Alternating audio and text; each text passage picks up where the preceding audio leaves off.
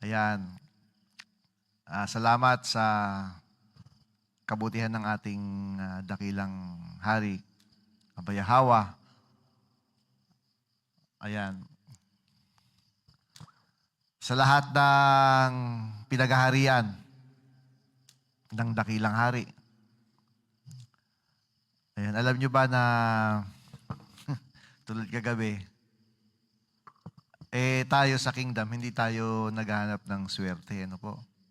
Hindi ganon. Yan, gusto kong... Kasi, sa kingdom, sigurado talaga. Sigurado ang mga biyaya ni Ama sa lahat ng aspect ng buhay natin. Kasi, iba yung... Alam nyo, magkaiba nga yung yung pinagpapala sa pinagaharian eh. Tayo pinagaharian, papunta sa pagpapala, di ba? Kasi marami sa mundo na pinagpapala din sila. Pero yung paghahari ng Ama ay wala. So ito ay itinawag po sa atin. At natipon nga tayo dahil napakaganda ng layunin ni Ama sa itong mga darating na panahon. At hindi natin almost mapicture ito eh. Kasi it's surprise. Pero ito po yung karangalan niya. Mapapakita yung kanyang karangalan sa buong mundo. May ipapakita yung maningning niyang karangalan sa lahat ng bansa. Ayan po. Ang nais ko po i-share dito, yung pananalangin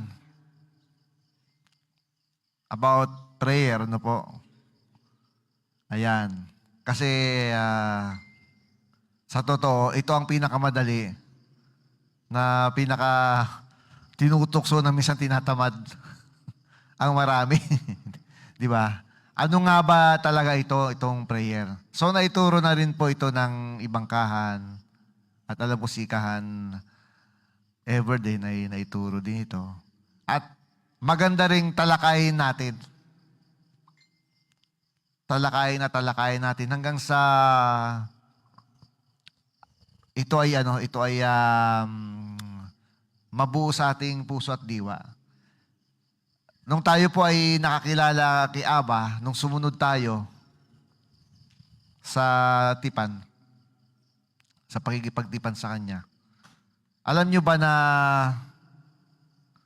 tayo pong lahat ay katugunan ng ating mga ninuno? Dahil sa panalangin, tayo ay naligtas. Ang mga ninuno natin umiiyak habang sila ay tinutugis, nakakaranas sila ng mga pag-uusig. Kasi lalo na yung mga propeta, yung mga kahanon, alam nila yung magandang plano. Kaya kahit sila ay tinutugis, hindi nila tinitigilan na manalangin, magpetisyon. Kasi sa kanila, naunawaan nila na hindi pala yung pangarap ng tao ang pinaka-importante. Hindi pala yan ang magpapabusog eh. Alam naman po natin yan, di ba? Maraming nabigo. Naabot yung pangarap, pero bakit parang bigo, parang hindi puno. Ngayon, dahil tayo pinaghaharian ni Aba, ngayon naiintindihan natin na kapag natupad yung pangarap ni Aba, pag siya ay nasiyahan, masisiyahan ka din. Yan na ba? Tayo yung katugunan nila. Kasi sa pag-aaral natin, mababasa natin doon na tinutuko yung huling lahi. Di ba sumasagot nga si Aba? Di ba? At ganito ang gagawin ko. Dadaloy ng ilog. Parang, kumbaga sa pati yung mga kaaway ay palulubugin. Di ba? Sila ay mapapahiya.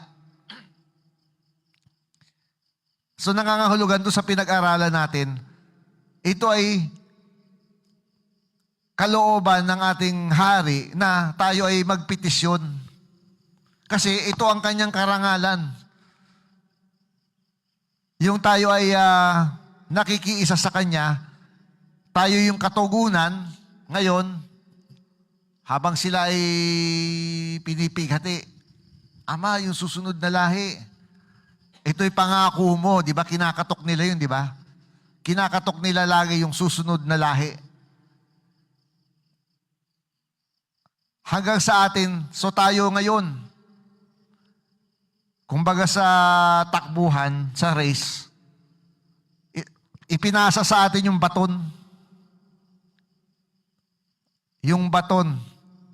Ipinasa yung baton. Na may panalangin na kailangang hindi mawala. Ano man ang mangyaring sitwasyon. Kasi kaya ko naintindihan si nasa Book of Jeremiah po yan. Umiyak si Jeremias.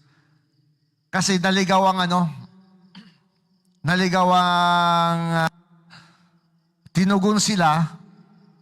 Di ba, napasok nga nila yung Kanaan, di ba? Tapos pinagpala. Tapos naligaw. Di ba, nung sila ay nakuha na nila yung gusto nila, kasi tapat si Aba Biruin mo, ang sagot ni Aba, halimbawa, 10 years ka na, 5 years to 10 years ka na sabihin na natin, struggle ka sa mga pangangailangan mo, sa blessing mo, yung mangyayari, 10 years. Maaari ganito parang tansya ko lang ito Sa afternoon, tutugunin ka, mas mahaba yung blessing. More than 10 years. Biruin mo kasi makikinabang dahil ikaw yung nagpundasyon Ang nangyari dito sa mga Israel, Yasharal, ay naligaw. Biruin nyo naligaw. Hindi pa tapos ang laban Bakit? Bakit ko nasabi hindi tapos pa yung laban nun? Kasi hindi pa nauubos ang masama sa mundo. Kaya hanggang sa ating kapanahunan, ito yung nais ni Aba. Yada, saan man kayo naroroon, tayo nananalangin, hindi tulad ng relihiyon. Alam naman po natin yan, di ba? Yung paulit-ulit, yung may mga jolin, di ba? Hindi ganon. Paulit-ulit man tayong manalangin, ito yung pagsusumamo. Nagsusumamo ka, Aba. Yun lang, simple lang. Di ba? Pinakita naman sa atin ng ating punungkahan, di ba? Simple lang. Maulit man ng umulit, pero merong pagsusumamo. Hindi siya tulad ng relihiyon na masabi lang, di ba? Ganon. Tayo, iba, dumudugtong tayo. Kasi alam nyo ba na sa continuous na pananalangin, hindi nyo ba alam na maraming nangyayari sa buhay natin? Maraming kasi makapangyarihan yan Makapangyarihan yan. Si Jeremias, Propeta Jeremias, parang nag-iisa lang siya noon Kasi halos naging wicked yung mga, siguro iilan lang yung taga-subaybay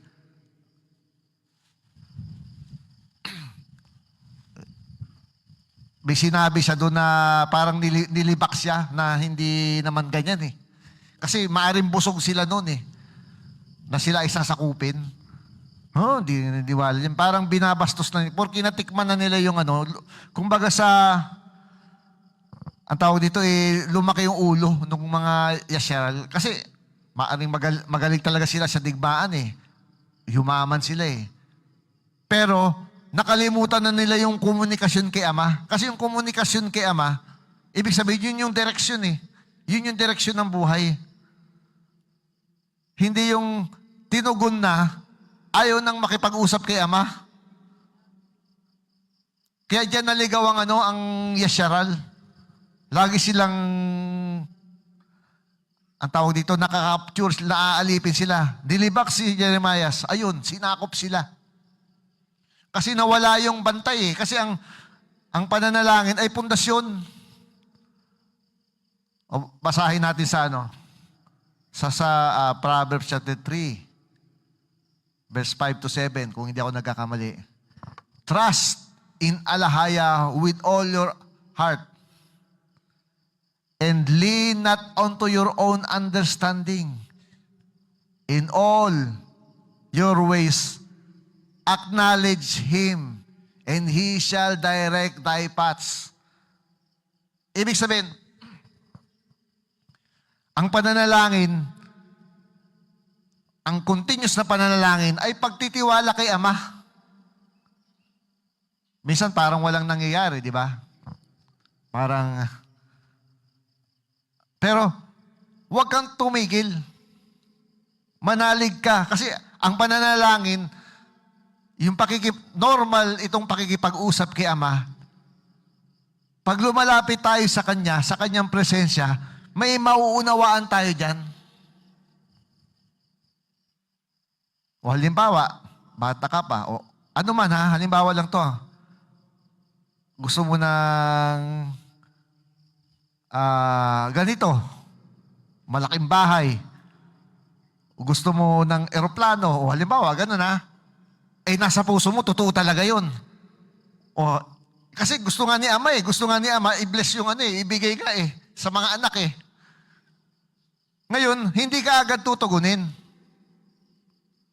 Yung isang bagay na hinihingi mo, minsan may sagot yan, mabilis. Pero minsan, yung minimiti mo, hindi agad. Kasi bakit? Sa pananalangin mo, pinoproseso yung buhay mo. Di ba, halimbawa, gusto mo malaking bahay, gusto mo maganda, walang problema dun Pero ipoproseso ka para doon sa malaking bahay na gusto mo. Ipoproseso ka Bibigyan ka ng wisdom paano.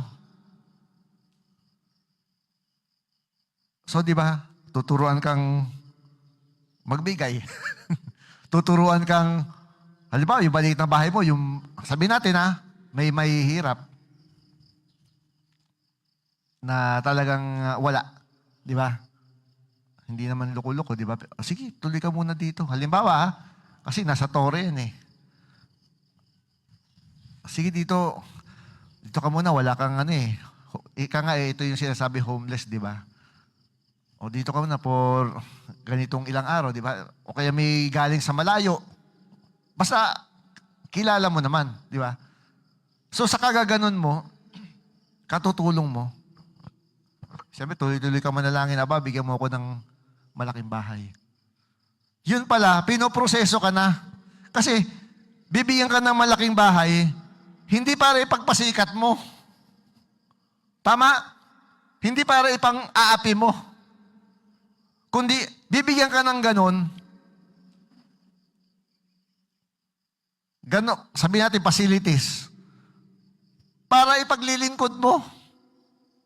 May portion doon na yung mga tribo, kasi darating ang araw, alam ko yung mga tribo pupunta rito pag nagkagipitan. Kasi titipunin nga ni Ama So, yung bagay na hinihinga mo, ipoproseso ka, paano yon? Kasi bakit? Ang lahat ng sagot ni Ama sa atin, gusto niya, pag sinagot niya yon, meron siyang karangalan. Hindi yung nagkaroon ka,